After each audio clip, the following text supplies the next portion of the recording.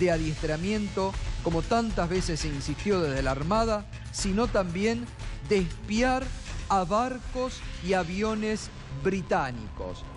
Y además, por otra parte, fíjese esto, remitió a modo de anexo un documento calificado de confidencial que había sido adelantado. Sí, todo esto Marcos Peña, ¿eh? Esto lo informa el jefe de gabinete. Usted sabe, se lo quiero explicar, cuando el jefe de gabinete va a la Cámara de Diputados, responde preguntas que en muchos casos han sido anticipadas por los diputados. Y después responde preguntas que se hacen allí en el recinto, ¿no? Muchas las contesta en el recinto, las que no alcanza a contestar van por escrito, son enviadas por escrito. Esto es lo que fue por escrito, esto fue por escrito.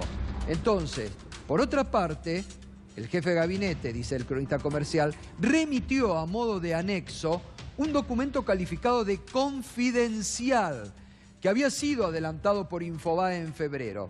Se trata de la orden de operaciones COVS número 04 del 17C, fechada el 24 de octubre del año pasado. Es la tercera etapa, bautizada como Patrulla Control del Mar.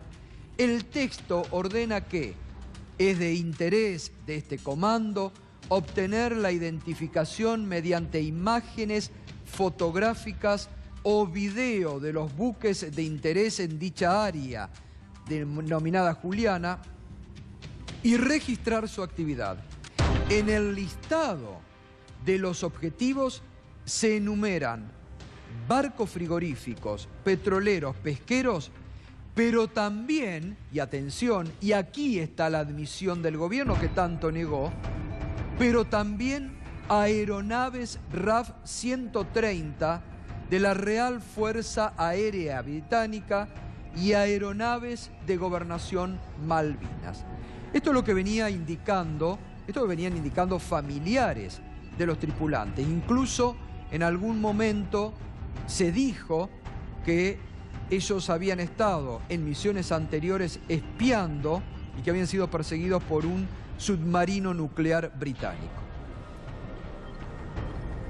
Pero esto ahora lo admite el propio gobierno. Por eso nos podés acompañar con el hashtag Misión Espía, porque ahora se devela cuál era la verdadera misión del submarino Ara San Juan, que era la de espionaje. Mientras se negaba, mientras no se sabía, mientras sale a la luz, según algunas autoridades de la Armada, que no estaba en condiciones de operar, se conoce ahora cuál era la verdadera misión. Hay más de... A ver lo que dijo Marcos Peña.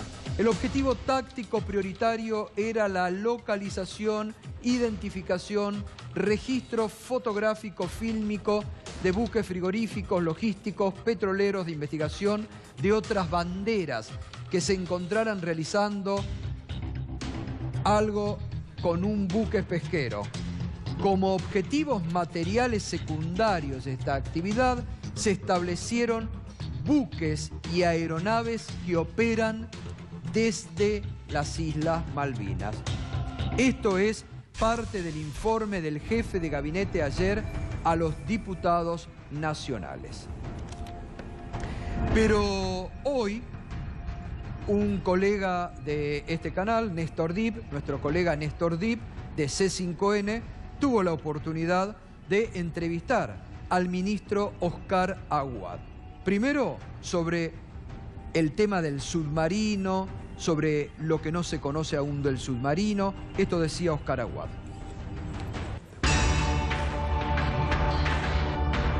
Vea, siempre es mejor los seres vivos que los seres que ya no están. Es mejor los seres vivos que los seres que ya no están.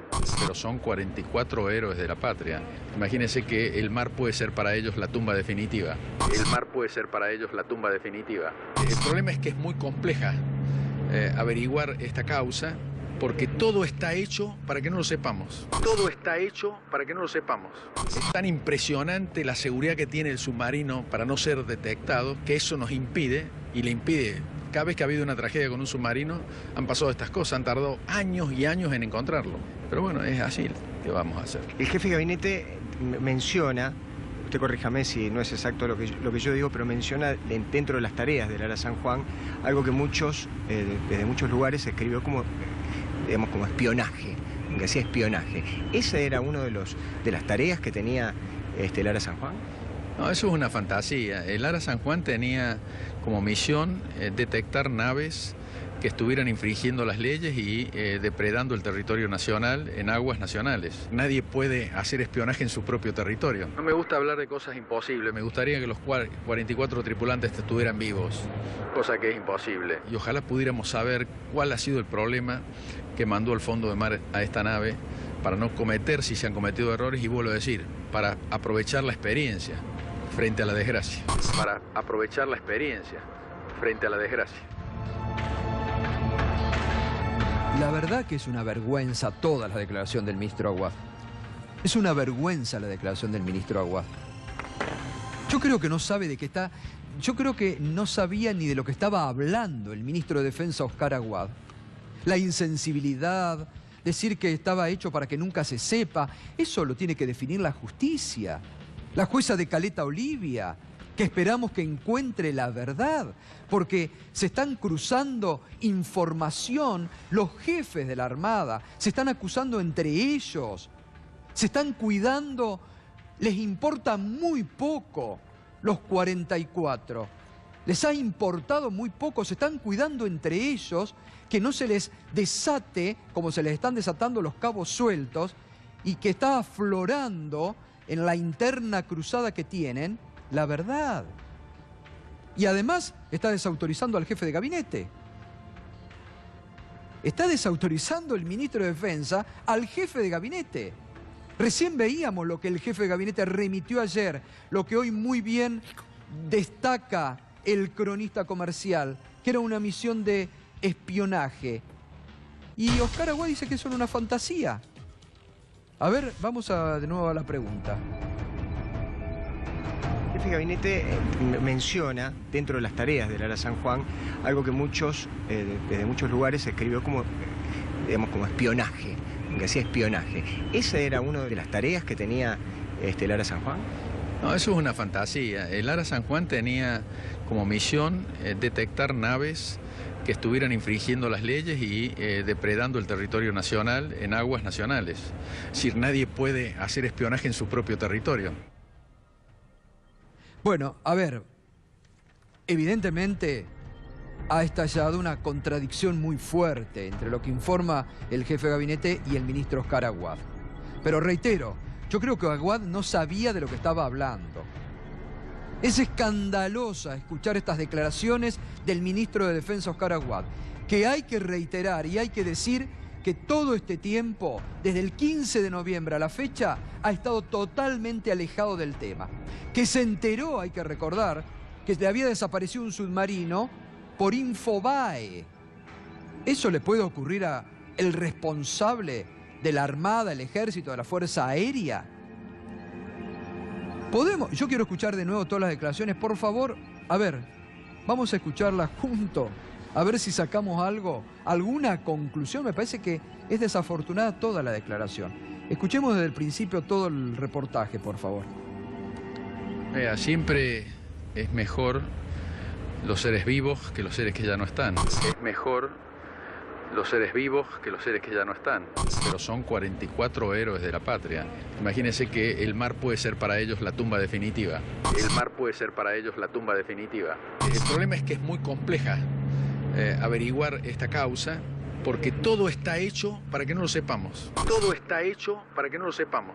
Es tan impresionante la seguridad que tiene el submarino para no ser detectado, que eso nos impide, y le impide. Cada vez que ha habido una tragedia con un submarino, han pasado estas cosas, han tardado años y años en encontrarlo.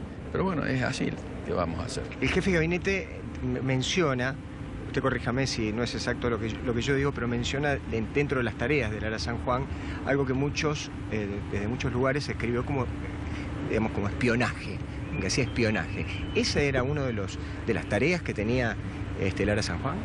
No, eso es una fantasía. El Ara San Juan tenía como misión detectar naves que estuvieran infringiendo las leyes y depredando el territorio nacional en aguas nacionales. Nadie puede hacer espionaje en su propio territorio. No me gusta hablar de cosas imposibles, me gustaría que los 44 tripulantes estuvieran vivos, cosa que es imposible. Y ojalá pudiéramos saber cuál ha sido el problema que mandó al fondo de mar a esta nave para no cometer, si se han cometido errores, y vuelvo a decir, para aprovechar la experiencia frente a la desgracia.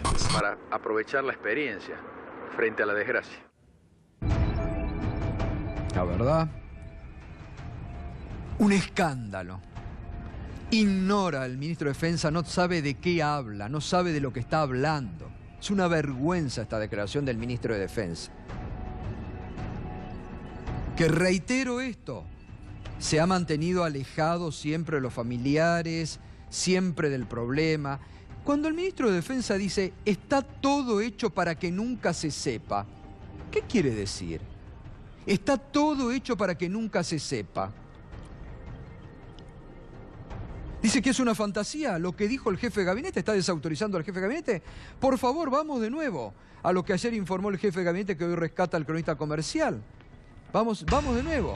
El objetivo táctico prioritario era la localización, identificación, registro fotográfico, fílmico de buques frigoríficos, logísticos, petroleros, de investigación de otras banderas que se encontraran realizando alijo con un buque pesquero.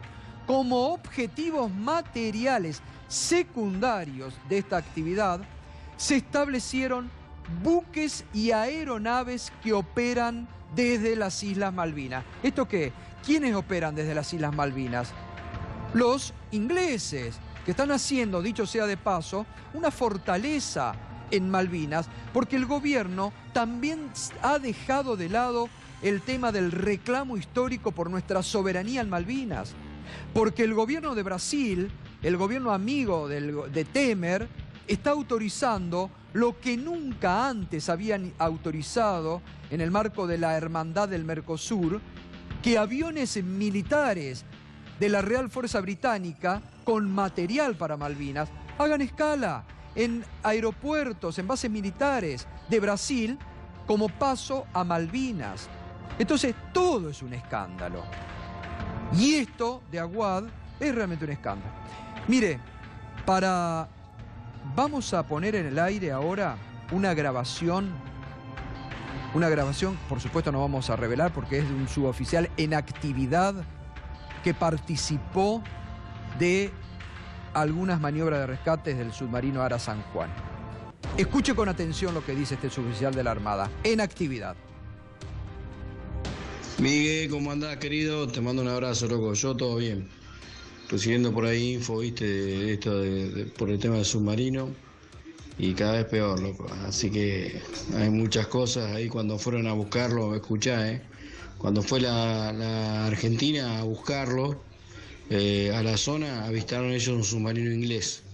Por eso le dijeron que la búsqueda sea para otro lado, ¿entendés? Porque anda un submarino inglés, andaba en la zona donde más o menos se hundió el submarino realmente. Y eso lo sabe toda la dotación de la Argentina. Te mando un abrazo, negro. Bueno, ahí está. Este es un suboficial en actividad. El que da fuerza a la hipótesis de los familiares de algunos de ellos que vienen denunciando lo del submarino británico. ¿Qué se puede saber, Darío? Porque es grave lo que dice Aguad cuando dice, bueno, está todo armado para que nunca se sepa. Cuando hay una jueza federal que tiene que la semana próxima va a convocar, se anticipó, al jefe actual de la Armada y al ex jefe de la Armada por las contradicciones y por esto que hemos mostrado acá, de la interna, de los informes que han surgido, que han dicho que el submarino no estaba en condiciones de navegar y que igual lo sacaron al mar. La jueza Marta Yáñez de Caleta Olivia recibió a los familiares de los 44 tripulantes y obviamente les dijo que para ella, textual, está constatado que la embarcación no estaba en condiciones. Ya a partir de ahí hay responsabilidades. ¿Qué más les dijo? Que ella no responde a nadie del Poder Ejecutivo. Claro, los familiares dicen, ya pasaron 4 meses, no hay avances, usted no cita a nadie. Como lo decís, la semana que viene comienza la ronda de testimoniales. Esto es como testigos. En realidad, con los elementos que hay, ya algunos deberán ir como imputados por las responsabilidades que tuvieron. Y respecto a los de Oscar Aguad, me cuentan los querellantes, los abogados, que van a pedir todas estas grabaciones para presentarlas en el expediente, claro, para que sea citado Oscar Aguad y ratifique o rectifique lo que está diciendo. Eventualmente, como decís vos, no sabía nada. Y si no sabía nada, ¿no es responsable de lo que pasó? Pero obvio que es responsable. Es el ministro de Defensa de la Nación. Y aparte lo que ha dicho en este reportaje, ¿no? Esto de que estaba todo hecho para que no se sepa nada. La verdad, es un escándalo. Bueno, muy bien, vamos con otros temas que hay mucho en el día de hoy. Ha llegado la titular del Fondo Monetario Internacional. Ha vuelto el fondo a la Argentina con la pompa y la circunstancia que eso significa. Fernando Alonso ha dicho, se atajó, dijo, la Argentina no nos ha pedido dinero, no vengo a ninguna misión, ¿no? ¿A qué viene? Digamos que es todavía muy pronto para ir a pedirle la toalla al FMI, ¿no? Uno se imagina que el FMI es el último recurso cuando los mercados no le quieran prestar más a Caputo, cuando Caputo salga con la gorra a recolectar y no consiga fondo, ahí va a ser el momento de ir a pedir la toalla del FMI, del Banco Mundial y de cuanto organismo ande dando vuelta por el mundo. Ahora, Lagarde dijo otras cosas también hoy cuando se presentó en la Ditela junto al ministro de Hacienda, Nicolás Dujovne. Dijo que apoyaba el gradualismo con el que el gobierno está llevando adelante el ajuste. Y dijo, hay ortodoxos que piden que se acelere este ajuste, pero nos parece que es prudente el gradualismo con lo que está llevando adelante el gobierno mientras demuestra que tiene voluntad de ajustar el gasto, de reducir el peso del Estado. Es decir, llegó Lagarde, felicitó al gobierno por todas las reformas que llevó adelante, le apoyó el gradualismo con el que está y se metió en esta interna que hay desatada entre los economistas, incluso dentro del gobierno, entre los que quieren acelerar. ¿No? Claro. Por eso fue muy importante lo que hemos venido contando, ¿no? Claro, por eso fue muy importante lo que dijo también Dujovne más temprano en un seminario organizado por una revista británica, en la que pidió paciencia, le pidió paciencia a los inversores, le pidió paciencia a los ciudadanos, a los argentinos, para llevar adelante este plan de gobierno que dice está basado en el gradualismo. Hay una interna muy feroz entre los halcones y las palomas del las gabinete. Palomas. Es difícil saber quién es halcón y quién es paloma, ¿no? Pero bueno, hay una interna muy grande entre los que quieren acelerar el ajuste y los que quieren el gradualismo, y hoy salió Lagarde a apoyar lo que quiere el gobierno. Terció dijo, por ahora gradualismo está bien. Dio una opinión fuerte la titular del Fondo Monetario Internacional y deja indicaciones. Bien, estamos siguiendo aquí con Pedro Brigger, por eso fíjese qué interesante, porque mire, le informamos, le contamos de los temas nacionales que otros no cuentan. Le contamos de las cosas de la justicia, ahora Darío Villarruel lo que tiene para contar. Y le contamos de lo internacional, muy pegado a nuestro país. Lo que está pasando en Brasil es de una violencia inusitada, porque es el ejército el que está participando ahora en actividades de seguridad interior que han llevado en las últimas horas a un escándalo mayúsculo, que debilita políticamente aún más al debilitado ya gobierno de Temer. El asesinato de una concejal, de una política, de una dirigente política en Río, ¿no, Pedro?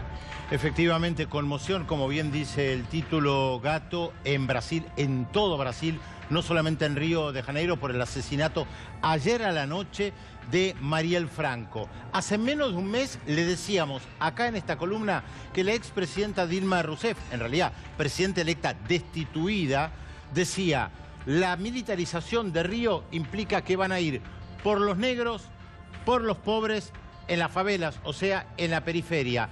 Tal vez se olvidó o no pudo agregar, y van también por las mujeres.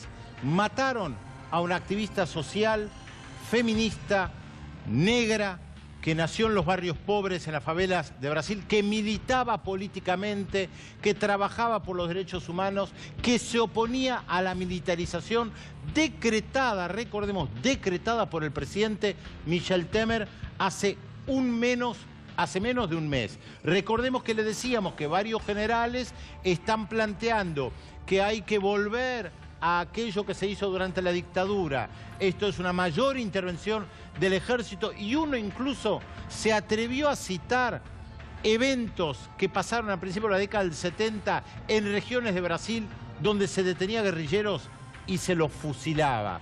Conmoción en Brasil, manifestaciones en muchas ciudades, en Río de Janeiro, ahora mismo, en San Pablo, en Belo Horizonte, en Bahía, en Salvador Bahía, en muchas ciudades de Brasil, manifestaciones porque está claro que esto tiene que ver con la militarización del Estado de Río de Janeiro y de aquellos que se oponen a la militarización.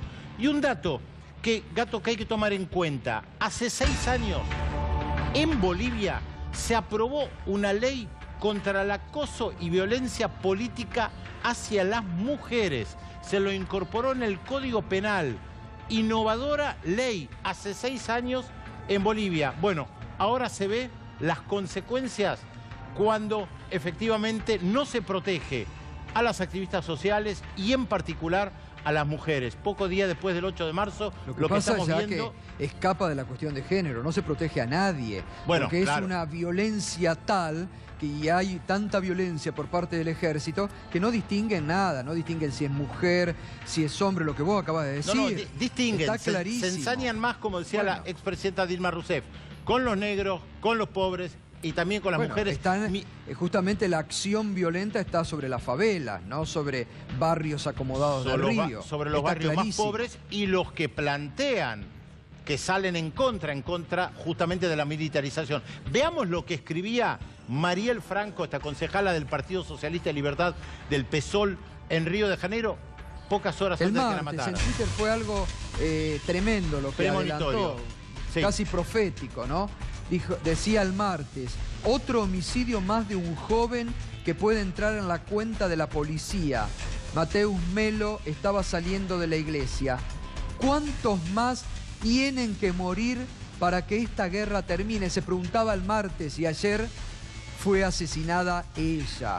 Realmente tremendo este tuit de esta activista que ayer terminan con su vida. Mariano, querías agregar algo sobre este tema también, ¿no? No, quería comentar un poco lo que estaba diciendo Pedro. Era negra, favelada, porque se había creado una favela, lesbiana, mujer, o sea, reunía un combo, y activista por los derechos humanos, o sea, reunía un combo imposible de imaginar para el Brasil de Temer. Hace 10 días Franco había hecho una denuncia porque se había ingresado el batallón da Morte, así se llama en Río de Janeiro, había ingresado en la favela de Acarí, en el barrio de Irayá, y había hecho una denuncia porque también habían asesinado a 2 jóvenes, habían arrojado a muchos de los que vivían, de los pobladores del lugar, en las cloacas, habían golpeado, maltratado, habían ingresado a las casas, habían destruido. Entonces, Franco había hecho una denuncia para tratar de parar con la violencia policial o de la violencia del ejército, en este caso, en determinados barrios pobres. Bueno, esta es la consecuencia de su... Sí, recordemos, Mariano, el contexto. Destitución de Dilma Rousseff hace menos de 2 años, persecución judicial en contra de Lula da Silva para sacarlo de la carrera de las elecciones de octubre que se realizan este año en Brasil. El PSOL tiene un candidato propio, no es parte del PT. No, el PSOL está formado por diversas agrupaciones de izquierda, algunos de ellos fueron militantes del PT, rompieron con el PT, muchos de ellos cuando Lula asumió y comenzó a tomar algunas medidas que ellos consideraron antipopulares con sindicatos y temas jubilatorios. Quiero aportar un dato más. Hace 3 horas nada más las Naciones Unidas, la Oficina del Alto Comisionado de las Naciones Unidas para los Derechos Humanos, conminó al gobierno de Michel Temer a que haga una investigación transparente por la muerte de Mariel Franco. Bueno, muy bien, es un tema que seguimos diariamente y que vamos a seguir realmente porque nos toca muy de cerca, ¿no? Y algunos que en la Argentina se quieren mirar en el espejo del presidente Michel Temer. La semana pasada, la expresidenta Cristina Fernández de Kirchner había cuestionado severamente ante la justicia que en un sorteo totalmente dirigido, irregular, había salido para la causa de la obra pública, que la tiene que juzgar, el Tribunal Federal Oral número 9, muy cuestionado, Darío contó aquí cómo se había armado, con todas personas allegadas al gobierno de Mauricio Macri. Un tribunal armado por el gobierno. La expresidenta denunció cómo habrá sido de irregular, cómo habrá sido de escandaloso eso, para que hoy la Suprema Corte de Justicia de la Nación, que muchas veces hace la vista gorda, se tuviera que meter y pusiera en estas irregularidades un poco de cordura, ¿no, Darío? Contundente acordada de la Corte. Aclaro que no es un fallo es a pedido de parte. La acordada es porque la Corte vio qué está pasando acá con este tribunal que está amainado para que todas las causas vayan ahí. Concretamente lo que dice en la acordada número 4, la Corte Suprema de Justicia, que en realidad este tribunal se armó a espaldas de ellos, a espaldas de los miembros de la Corte. Es decir, se creó una ley en el año 2016, se le dio atribuciones al Consejo de la Magistratura, se le dio atribuciones al presidente de la Cámara de Casación, que puso en funcionamiento el Tribunal Oral número 9 sin darle vista a la Corte, es decir, al superior jerárquico. ¿Qué querían? Que esto funcione a escondidas del máximo tribunal.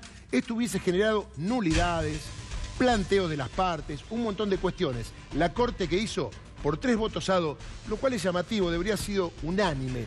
Hay 2 jueces que votaron en contra, querían al Tribunal Oral número 9. ¿Quiénes votaron en Elena Hayton de Nolasco, que ya está jubilada y la mantienen seguramente para estas cuestiones, y el doctor Rosenkopf. ¿Se acuerdan? Aquel que tenía en su currículum, cuando fue nombrado por decreto, alguna relación con algunos grupos económicos y lo borró para no quedar pegado. Bueno, estos 2 votaron para que el Tribunal Oral 9 tenga vida. Sin embargo, hay 3 jueces, Maqueda, Lorenzetti, Ricardo Lorenzetti, que no come vidrio, y Rosati, que dijeron, esto es un escándalo. A ver, en tribunales... Bueno, es hora que la Corte le empiece a poner un poco de luz a las irregularidades de la justicia argentina.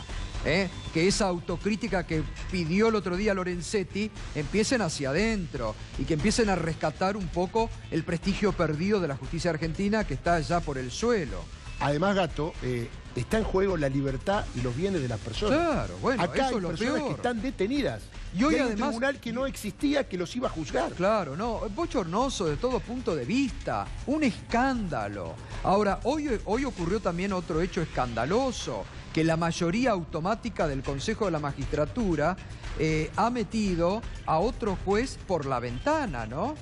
Sí, exactamente. A ver, no es la primera vez. También está Maíquez, o un apellido que lo estamos reiterando, que forma parte de la Cámara de Casación. ¿Y cuál es el problema de esto?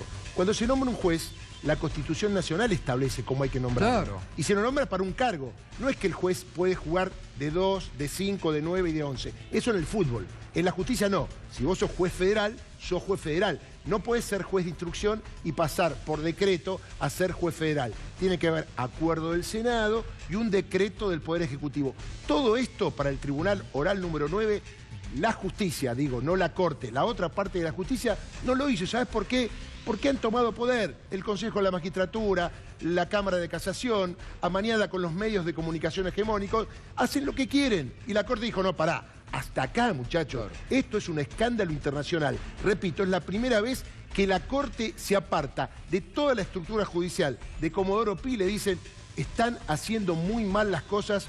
Y yo creo, cuando esto se normalice, que muchos jueces de Comodoro Pi van a terminar como ahora están muchos integrantes del gobierno anterior, detenidos, pero en ese caso con causas. Bueno, muy bien. Hoy se conocieron decisiones también por parte del juez federal Ariel Lijo, que está muy seguido por el Consejo de la Magistratura y con la lupa del gobierno, que se declaró incompetente para una causa que él tiene en su poder, que era la denuncia por el bono a 100 años que sacó en su momento, ¿no? Eso mereció una denuncia, la tenía el juez federal Ariel Lijo, Y en una resolución de esta tarde sostuvo que eso tenía que pasar a ser motivo de investigación también por la famosa cuenta offshore del ministro Caputo en el juzgado del doctor Ercolini, ¿no?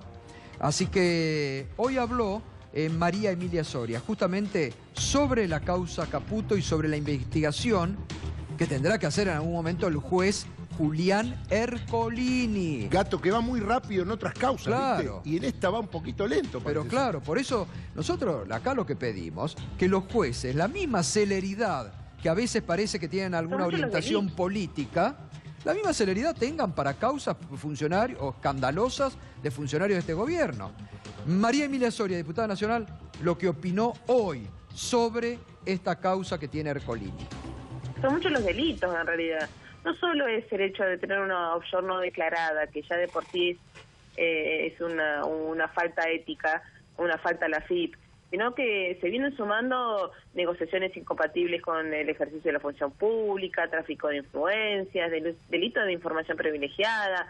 Se vienen sumando muchos delitos y ya me parece que Laura Alonso y el juez también, que tiene la causa, que es Julián Ercolini, no pueden hacerse los tontos. Esa es la realidad. Pero bueno, en esta Argentina de hoy, ojalá, como vos decías, así como cambió de golpe Laura Alonso y ayer dio un dictamen, la verdad que dio que hablar, ojalá que ahora también empiecen a mirar también para adentro, ¿no? Hacia no solo Caputo, sino muchos otros.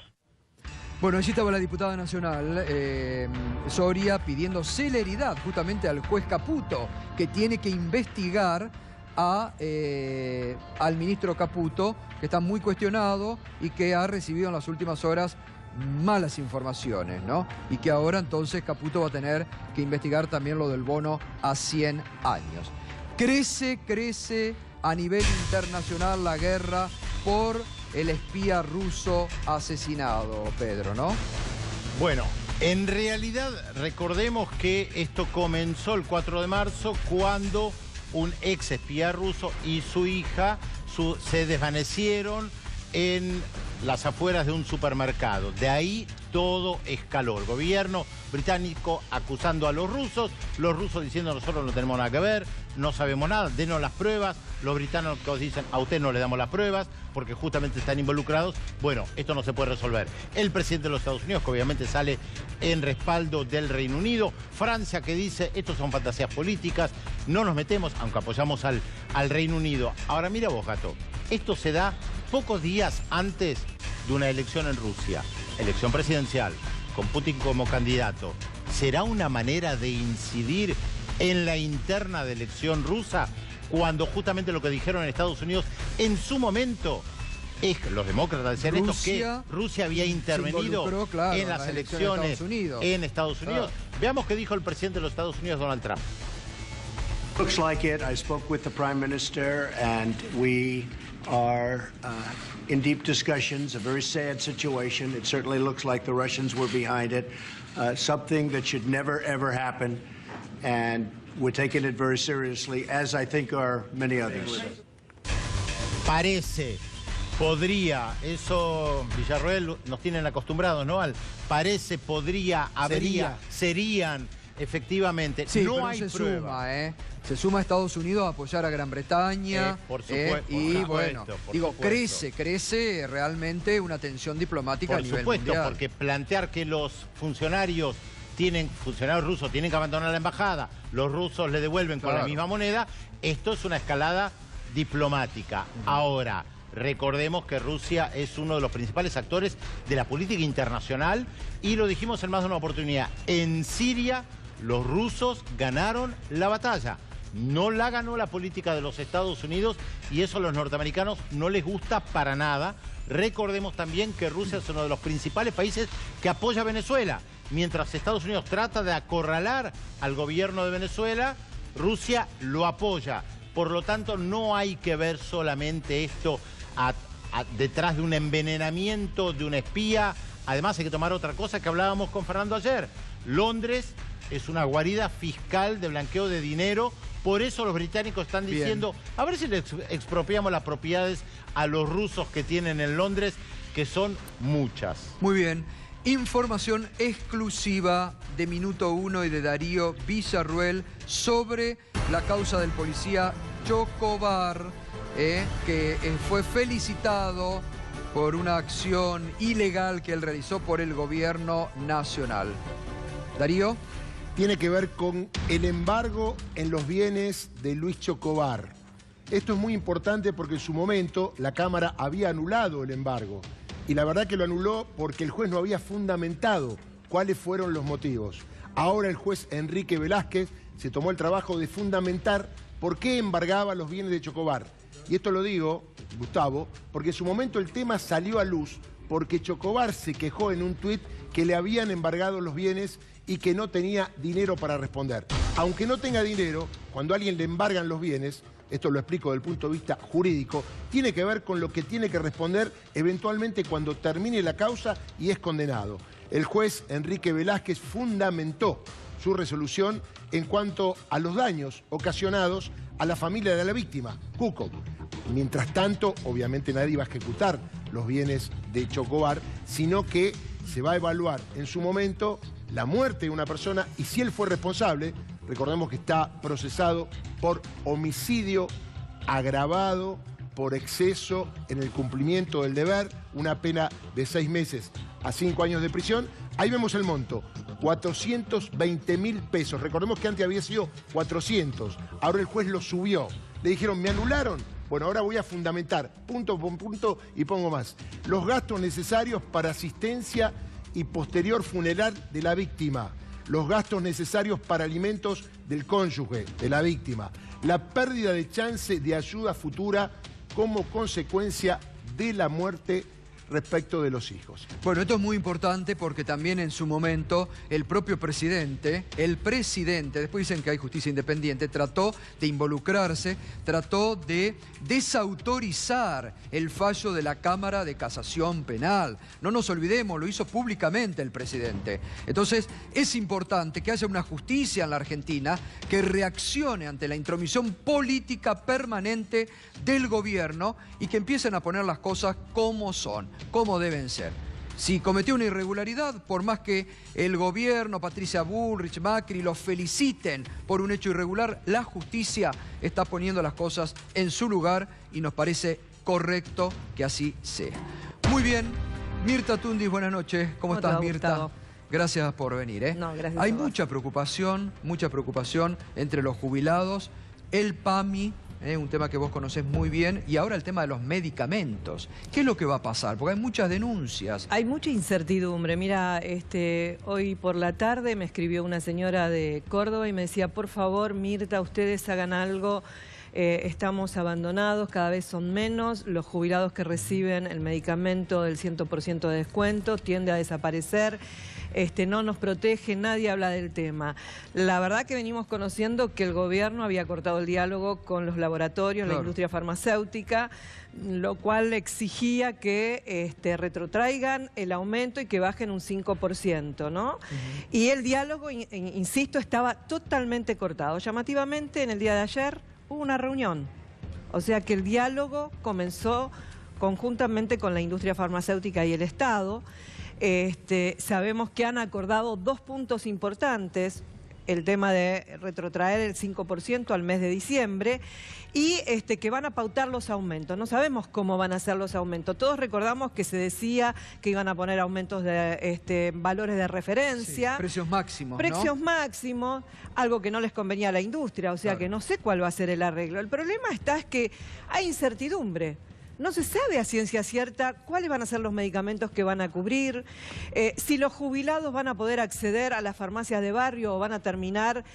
Todos sabemos que hay un supuesto acuerdo con Pharmacity. Bueno, ahí está el problema. Un supuesto acuerdo con Pharmacity, lo cual eso va a tender a desaparecer la farmacia de barrio. O sea, es tan empecinado este gobierno a la desaparición de las pequeñas y medianas empresas. ¿Por qué?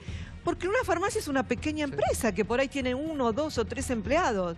Esas van a tender a desaparecer si el convenio se hace con la industria y con Pharmacity. Todos Sabemos que en la provincia de Buenos Aires hay una presentación judicial, hay gran resistencia, porque si llega a entrar Pharmacity en la provincia de Buenos Aires, bueno, obviamente están aterrados los farmacéuticos en la provincia. Desaparecen. Están en pie de guerra, están muy preocupados. Pero además hay un problema también. El otro día lo denunciaba Felipe Solacá, ese tema. Claro, obviamente, porque la verdad que si el acuerdo, insisto, es con la industria y sería con Pharmacity, obviamente que no entran las farmacias chicas, no son parte de las negociaciones. ¿Por qué digo incertidumbre? Porque, insisto, no sabemos si los medicamentos van a llegar a los afiliados, no sabemos cuáles serían los medicamentos, cuáles serían los valores, y que este título de retrotraer y que hay una rebaja en los medicamentos, los jubilados se ponen en contexto. Obvio. Pero ¿sabés qué pasa? Cuando vos vas a averiguar ¿cuánto es el descuento que va a recibir el jubilado? En un medicamento de 200 pesos, que suponte el PAMI cubre el 80%, el jubilado lo que paga de esos 200 pesos son 40 pesos actualmente. ¿Cuánto sería el 5%? 2 pesos. O sea que en lugar de 40 son 38 pesos.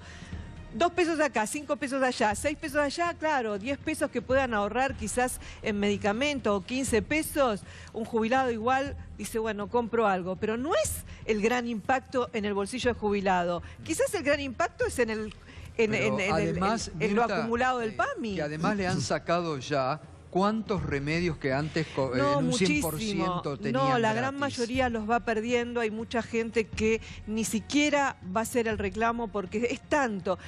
Vuelvo a repetir lo que dije alguna vez acá.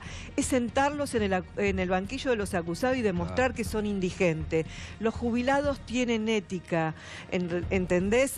Y tienen orgullo. No van a ir a mendigar, ¿sí? Entonces les cuesta ir a demostrar que tienen una sola propiedad, que tienen problemas en la familia. Les cuesta ventilar que los hijos no pueden ayudarlo porque a lo mejor están separados, porque tienen sus propios problemas. Y eso hace de que vayan perdiendo este derecho. Y el problema de las farmacias, como bien decías vos también, es que las farmacias pagan, por ejemplo, con este 5%, me lo planteaban del Colegio Farmacéutico de Madrid. Dicen, Mirta, nosotros ya pagamos el medicamento con el aumento. Claro. Retrotraer al 5%. A nosotros la industria nos paga a 90 días quizás y nosotros tenemos que pagar a 20 días, o sea, el gasto ya lo hicimos, nosotros financiamos los medicamentos y la verdad que no nos llaman a la mesa de negociación para saber, no decimos que hagan los convenios con nosotros, simplemente queremos estar para saber a cuántos cobran, a cuántos días cobran. La verdad que es algo incierto, la verdad que la medida que han tomado no es que beneficie gratamente a los jubilados porque son monedas. Desaparece ahora en abril el billete de 2 pesos, son 2 pesos, son monedas, 1 peso con 80 en algunos casos, 5 pesos si es el 50%, pero no mucho más. Y la verdad que es muy preocupante lo que está pasando con los jubilados. Sí, sí, realmente muy preocupante. Hugo Yasky, buenas noches, también nos acompaña. ¿Cómo va a ser el gobierno para exigir algunos gremios obedientes? Están cerrando 15% de paritarias cuando ya tenemos una inflación proyectada superior al 18% como mínimo para este año.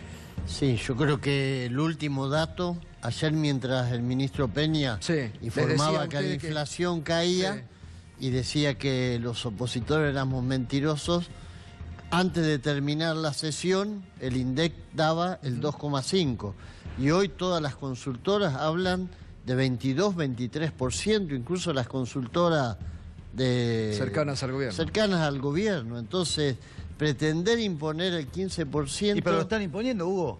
No. En muchos gremios. La UTA cerró por el 15%. Sí, hay un montón de gremios que están cerrando por el 15%. Hay gremios cuya dirigencia ha decidido ser dócil y obediente al mandato del ministro de Economía y del Gabinete Económico, que quiere una inflación para los trabajadores del 15% y que le paga a los tenedores de bonos el 20 más el 3 o más el 4. Es decir, están reconociendo 24 para los que son acreedores de los argentinos, porque la plata esa es nuestra, no es la plata de Duhovne, que la tiene fuera del país, ni la de Caputo, que también la tiene fuera del país. Es la plata nuestra. A eso le indexan y resulta que a los trabajadores le quieren imponer el 15%.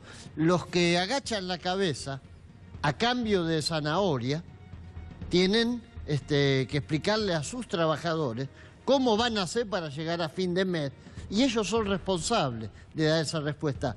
El resto, vos fijate lo que está pasando con los compañeros de subte, a los que hoy claramente les quieren prácticamente destruir la organización sindical, lo que pasa con el SUTEBA o el Frente Gremial Bonaerense, es decir, los que no aceptan ese 15% mentiroso para tener que pasar hambre, son tildados de dirigentes irresponsables, que ahora, quieren Hugo, el conflicto. Frente a esto se necesita una dirigencia gremial, está clarísima, unida, ¿no? Muy unida. El martes estuvo aquí Pablo Moyano y él adelantaba incluso que podían marchar con ustedes hacia la conformación de un polo gremial más unido y fuerte, ¿no? Porque además la CGT ya ha quedado totalmente cercana al gobierno, ¿no?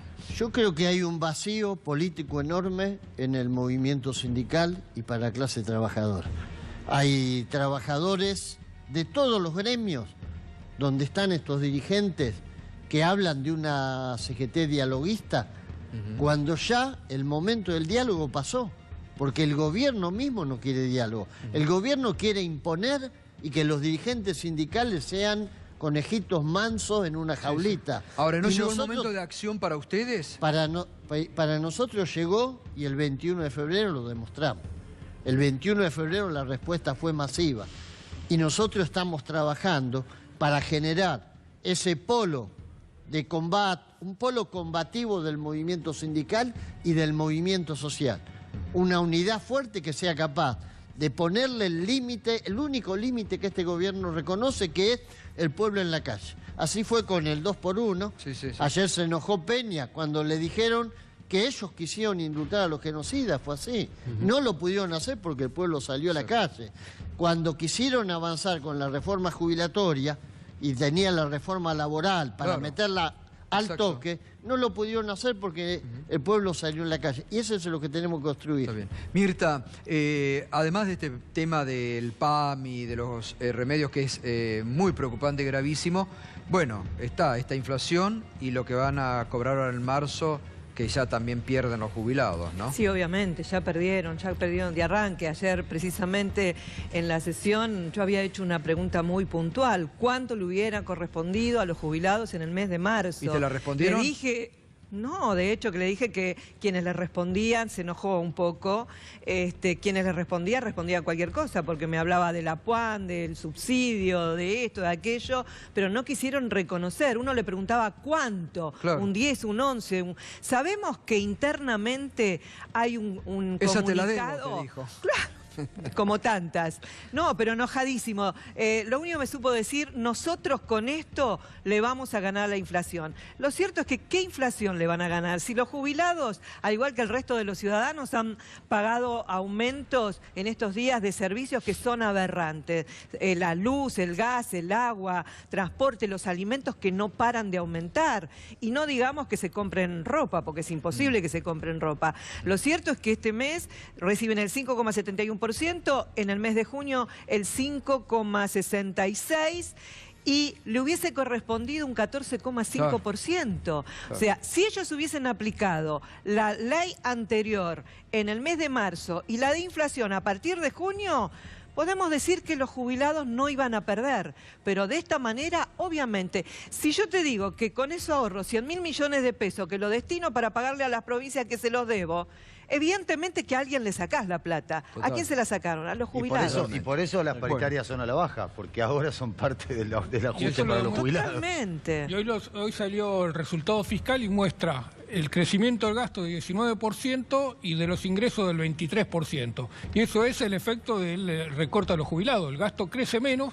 porque le sacaron la plata a los jubilados y la recaudación sube más por el tarifazo. Pero ¿sabés qué te dicen ellos? Ustedes son minoría, simplemente una minoría. A nosotros nos eligió el pueblo. Claro. Y a ustedes también. Esa es la respuesta. A ustedes y a nosotros también. ¿No? A nosotros también. Bueno, gracias Mirta, No, gracias Hugo, como siempre. ¿Va a participar de la reunión de San Luis? Sí, viajo mañana y voy a estar en la apertura a la mañana. Seguramente va a estar Moyano y espero que... Moyano dijo que sí, que va. Sí, espero que eso sirva para construir el 2019 y devolverle al pueblo el gobierno. Creo que el gobierno de los ricos y para los ricos ya demostró qué significa para nuestro pueblo. Hambre, miseria, violencia y este espectáculo de corrupciones que, bueno, no sé hasta cuándo podrán durar. Espero que la justicia algún día en serio se saque la venda. Gracias, Hugo. Gracias, Mirta, como siempre.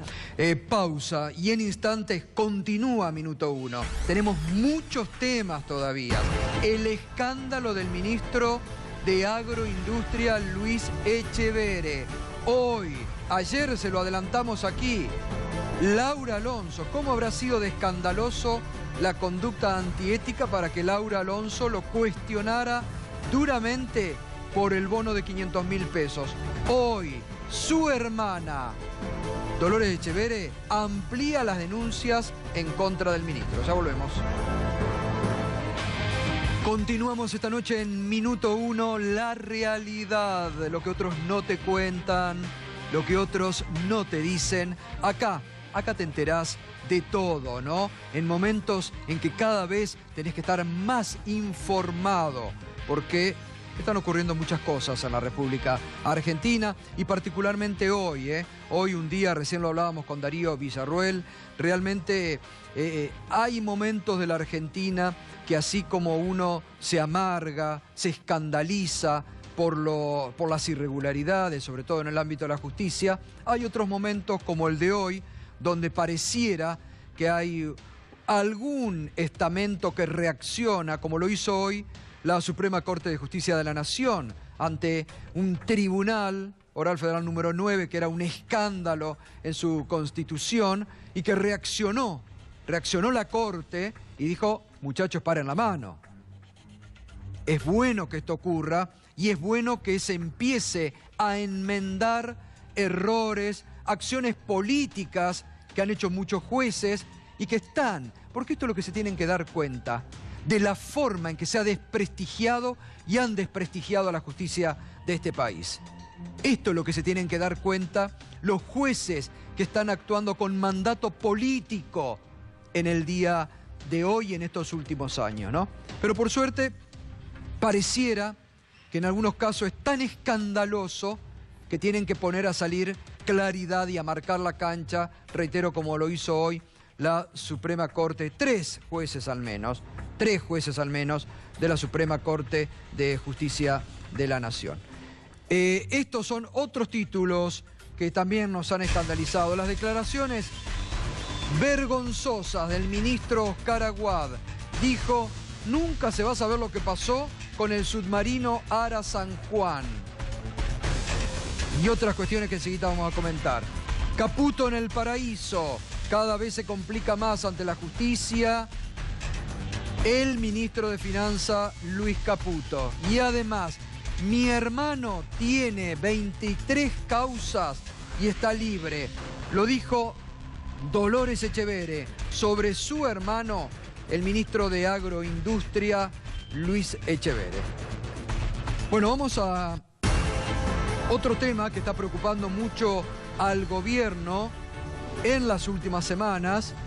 Los números, encuestas, distintas encuestas de opinión pública, aún las más cercanas al gobierno, que siguen marcando una tendencia negativa sobre la acción del gobierno y sobre el presidente Mauricio Macri, en momentos en que el propio gobierno ha lanzado el operativo Reelección 2019. Vamos a este último informe de opinión pública que ha realizado la consultora Opina Argentina. La imagen del gobierno de Mauricio Macri, negativa, el 54% de opiniones negativas de la opinión pública tiene el gobierno de Mauricio Macri. Es la primera vez que tiene un número tan negativo en la evaluación de la gestión de gobierno. Positiva, 34%. Fíjese, este 34% es ese 34% que sigue acompañando el núcleo duro que tiene Cambiemos, que es un piso importante, ¿no? Pero se va disminuyendo. No sabe, no contesta, 12%.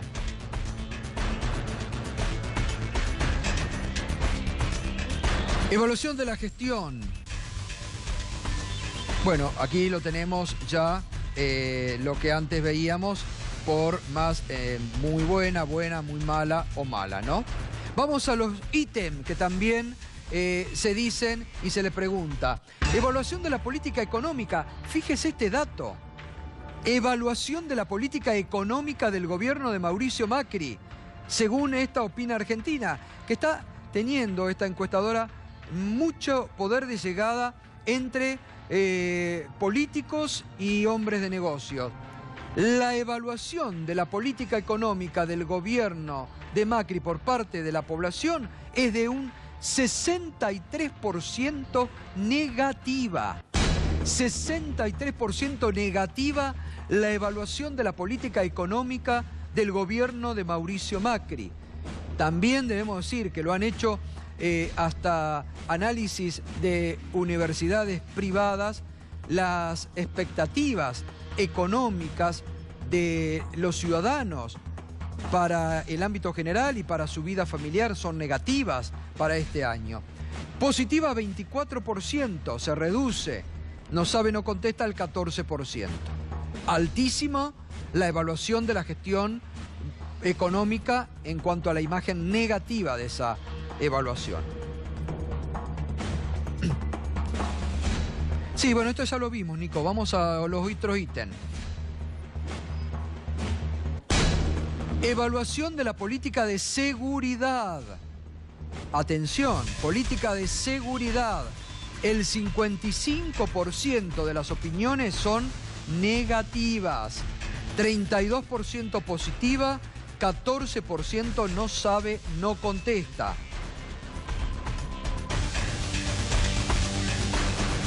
Evaluación de combate a la corrupción. Uno de los temas centrales en la agenda de Cambiemos. Uno de los temas centrales del gobierno de Mauricio Macri, donde pusieron la vara muy alta a Macri, diciendo: nosotros no somos corruptos, somos transparentes, puros, castos y no nos va a pasar nada de lo que castigamos de la gestión anterior. Bueno, este ítem, mire, 52% negativa la evaluación del combate a la corrupción en el gobierno de Mauricio Macri, sobre uno de los pilares en que se basó Cambiemos, amplia mayoría negativa en la evaluación de la gente. Atención con este dato, ¿eh?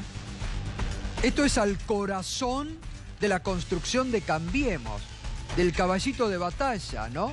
52% dice que es negativa el combate a la corrupción que hace Cambiemos. Un 35% positiva y un 13% que no sabe, no contesta. Bueno, números muy negativos para la evaluación no solamente de la imagen del gobierno de Macri, sino también para estos ítems que hemos ido marcando.